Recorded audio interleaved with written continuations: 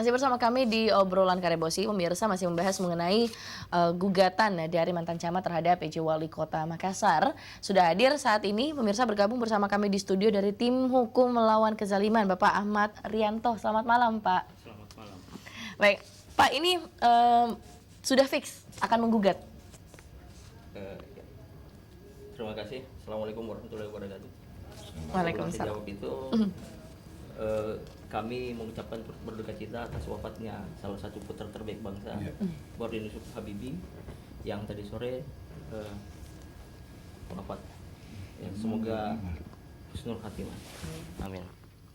Ya, mengenai tentang persoalan adanya SK Wali Kota, ya, terkait ASN ini, itu kan yang pertama yang saya mau sampaikan itu, satu, ini adalah merupakan peristiwa pertama di Indonesia. Sejarah berarti ini, Pak. Ya, 1073 ASN yang didemosi menurut kami. Itu didemosi. Nah, oleh PJ Wali Kota Makassar.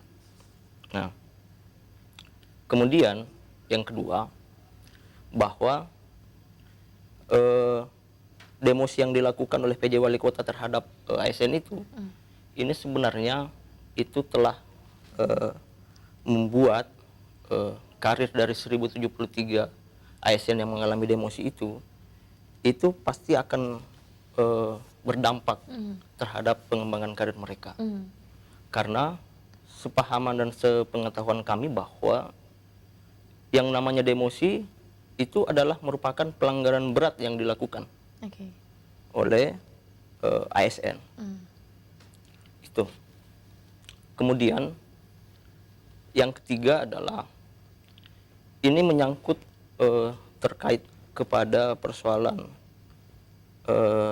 yang sebenarnya ini merupakan satu rangkaian dari peristiwa politik, ya.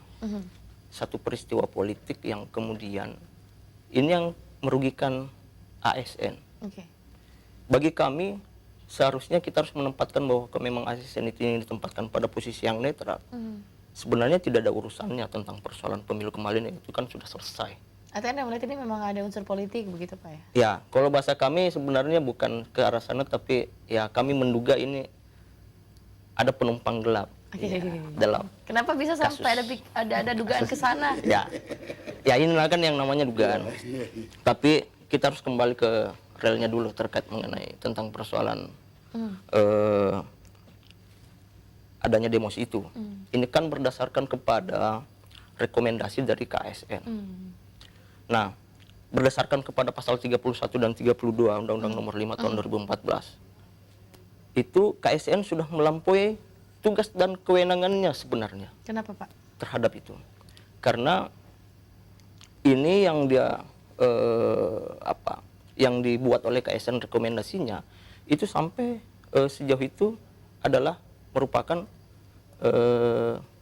kalau bahasanya kan sebenarnya ini kami tidak pernah melihat dari SK aslinya ini rekomendasi KSN itu apa isinya. Yang kemudian yang ada itu adalah hasil daripada rekomendasi KSN itu yang berupa SK PJ Wali Kota. Makanya ini yang kemudian kita persoalkan. Baik, Pak, mungkin ke Pak Rida Rashid bisa mungkin ada dibuka sedikit ke publik mengenai rekomendasi itu, Pak. Yang pertama bahwa tugas pokok dan fungsi KASN dimuat di dalam pasal 114 sampai pasal 123 Undang-Undang Nomor 5 Tahun 2014. Tidak ada kaitannya dengan pasal itu 31 itu.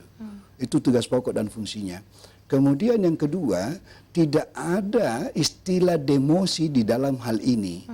Karena ingin memperbaiki SK yang dilakukan oleh wali kota sebelumnya yang menyalahi prosedur.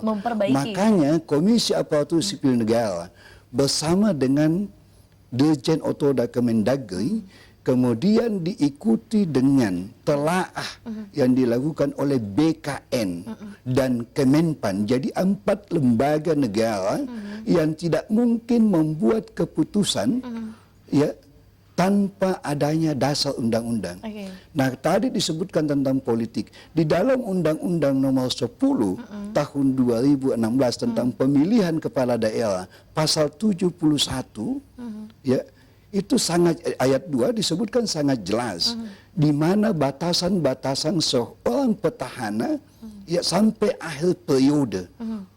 Ya. Jadi undang-undang yang saya sebutkan bersama dengan PP 53 tahun 2010 dan PP 11 tahun 2017 tentang manajemen ASN, ya, maka di dalam aturan itu tidak ada memakai istilah demosi. Ini bukan sebuah demosi, tetapi penataan kembali atas kesalahan prosedur yang dilakukan. Ya, sehingga itu harus ada perbaikan-perbaikan. Itu yang dimaksud. Jadi rekomendasi KSN sebagaimana saya jelaskan sebelumnya, ya tanggal 10 dan rekomendasi Dirjen Otoda tanggal 12 Juli, ya itu menyebutkan secara jelas di dalamnya apa-apa saja yang dilakukan oleh pelanggaran itu yang dilakukan. Bagaimana tadi dengan SK yang disampaikan belum pernah dilihat begitu Pak ya, hanya hasil rekomendasi saja? Ya tentu saja sebagai sebuah keputusan publik, siapapun bisa melihat itu, tidak ada masalah. Ya di dalam keterbukaan, ya informasi publik atau KIP itu bisa saja, siapa saja bisa melihat itu. Ya tidak ada masalah soal itu. Yang tidak jelas bagi kita siapa sebenarnya yang digugat, karena pejabat wali kota ya hanya melaksanakan perintah rekomendasi. Ya, jadi setelah peringatan tanggal 17 hari kedisiplinan, Pak Gubernur itu menyampaikan di lapangan Karebosi bahwa rekomendasi itu seperti ini. Dalam kedudukan pemerintah provinsi sebagai wakil pemerintah pusat di daerah juga ikut dilibatkan di dalam hal ini. Ya, jadi pejabat wali kota itu melaksanakan sesuai dengan perintah perundang-undangan. Hanya melanjutkan saja Iya, begitu? jadi tidak mungkin pejabat wali kota melanggar undang-undang tersebut karena yang memerintahkan ini adalah undang-undang. Oleh karena itu, gugatan yang dilakukan boleh saja, sah-sah saja, siapapun boleh, kita negara hukum, dan bahkan pejabat wali kota menyatakan kita akan uji. Ya, aturan-aturan itu di persidangan nanti, kalau misalnya betul akan dilakukan. Tetapi yang saya baca dari Pak Adnan Buyang ya, Adnan Asis ya, siapa yang di situ disebutkan, ya Pak Ahmad, ya disebutkan bahwa ini belum ada gugatan, tetapi akan menyurat dulu, memberikan waktu ya beberapa untuk dipelajari, kemudian akan disampaikan kepada ombudsman dan lembaga-lembaga lainnya untuk itu. Baik, sebelum lanjut ke Pak Andi Luhur, mungkin Pak Ahmad mau menanggapi sedikit dari jawaban Pak Ridha Rashid. Ya, saya menanggapi sedikit menyangkut mengenai tentang persoalan pilkada. Yang sebenarnya yang dia maksudkan itu adalah 6 bulan sebelum dan setelah petahana itu harus tidak boleh melakukan pengangkatan ya, bukan gitu. Yang harus diingat bahwa wali kota sebelumnya ya itu ya, dibatalkan ya, lewat putusan pengadilan ya pencalonan ya, dan pencalonan yang kemudian ya pencalonannya yang kemudian dibatalkan oleh pengadilan oleh putusan hukum, sehingga dia tidak pernah menjadi calon itu. Makanya kemudian dia tidak bisa disebut bahwa dia petahana. Dia tidak pernah ikut bertarung. Itu. Yang kedua adalah adanya bukan tidak pernah ikut bertarung ya, tapi ada diskualifikasi. Ya, makanya jadi seseorang diskualifikasi itu artinya pernah ikut, cuma dibatalkan oleh keputusan pengadilan. Beda kalau misalnya dikatakan tidak pernah sama sekali, tidak lain. Jadi diskualifikasi itu artinya membatalkan seseorang di dalam keikutsertaan. Baik, mungkin Pak Ahmad lanjutkan. Jadi begini, yang namanya didiskualifikasi kemarin itu adalah daripada proses pencalonan, yang kemudian yang didiskualifikasi. Makanya ada bahasa diskualifikasi kan gitu, ya. Itu sampai di situ.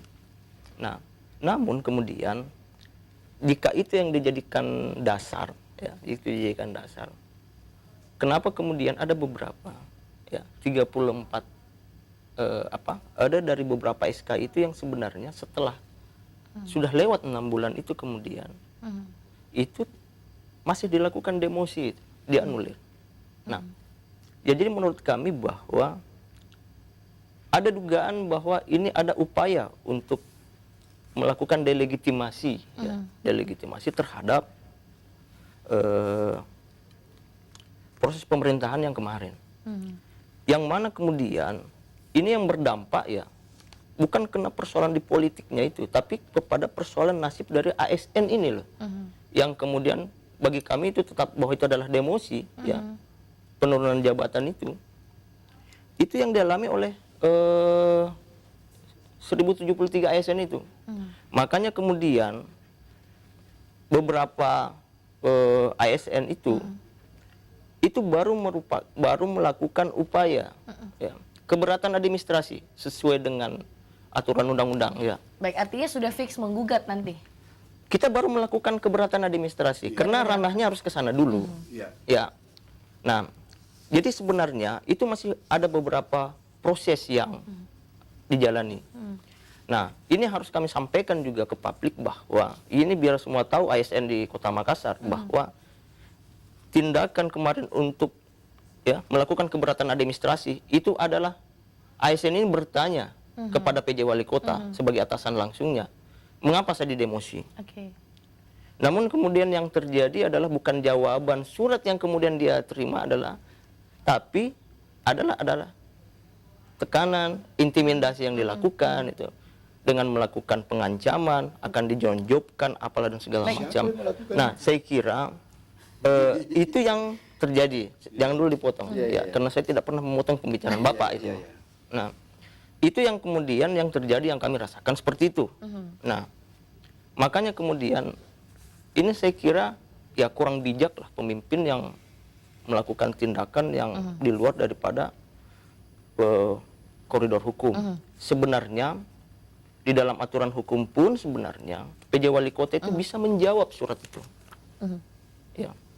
Apapun isi jawaban daripada PJ Wali Kota terhadap pertanyaan-pertanyaan yang diajukan ya oleh klien kami, itu dijawab saja itu loh. Namun sudah sampai lewat 21 hari setelah pasca kami mereka melakukan keberatan administrasi, itu sesuai dengan undang-undang ya, itu di pasal 129 diatur itu. Nah, itu tidak ada jawaban. Sama sekali tidak ada jawaban sama sekali.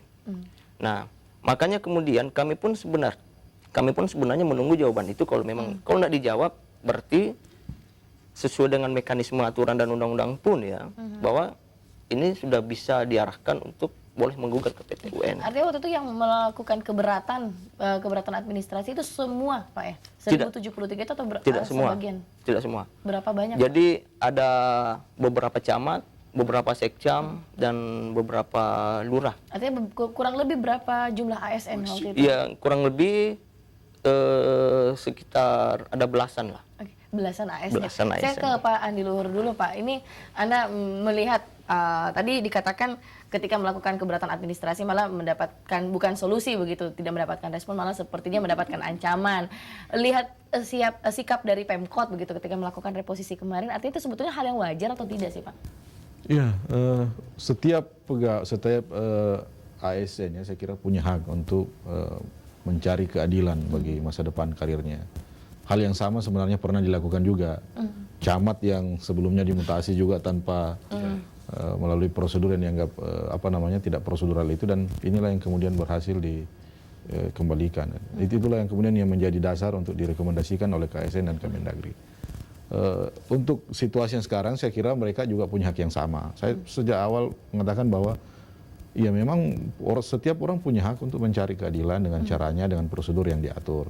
Yang tidak boleh itu tadi intimidasi apa itu kan yang begitu tidak boleh. Menurut saya itu juga harus Bapak buktikan. Kalau ada intimidasi harus Bapak buktikan. Ada buktinya berarti. Dan saya kira itu yang ya bisa terkait dengan regulasi yang lain, itu bukan administrasi kepegawaian kalau soal-soal itu. Jadi ini memang masalahnya pelik karena ada ini kan sebab akibat itu. Orang didemosi, orang seperti memang didemosi memang faktanya, karena orang dari sudah camat diturunkan lagi menjadi sekcam misalnya ya. Tetapi itu terjadi karena ada juga ya ketentuan, ada juga perintah lembaga yang otoritatif ya, kepada pejabat pembina kepegawaian untuk melakukan keputusan tersebut. Dan saya kira ya silahkan saja diuji lah. Memang inilah carut marutnya kemarin ini dibuat. Sama soalnya kalau kita di akhir masa jabatan Pak DP, kita juga mempertanyakan apa sih orientasinya orang memutasi 1 hari 2 hari menjelang masa jabatannya berakhir, apa yang mau dicapai di situ. Dan saya kira orang yang dimutasi juga berhak mempertanyakan apa kesalahannya, apa betul tidak dilakukan sesuai prosedur, ada telahannya, kemudian ada juga sanksi apa yang mereka kesalahan apa yang mereka dilakukan, kemudian diberi sanksi sampai ada yang didemosi juga, bahkan ada yang dinonjolkan juga. Dan saya kira inilah ya situasi carut marut kepegawaian kita di lingkup pemerintah Kota Makassar. Ya mudah-mudahan cara-cara seperti ini bisa ya ada pencarian keadilan lah supaya semua orang yang merasa haknya itu tidak dilanggar oleh yang lain. Baik, kita lanjutkan di sisi berikutnya. Untuk Anda pemirsa di rumah, kembali kami ajak bergabung di 041136810002. Kami akan kembali setelah usai jeda berikut ini.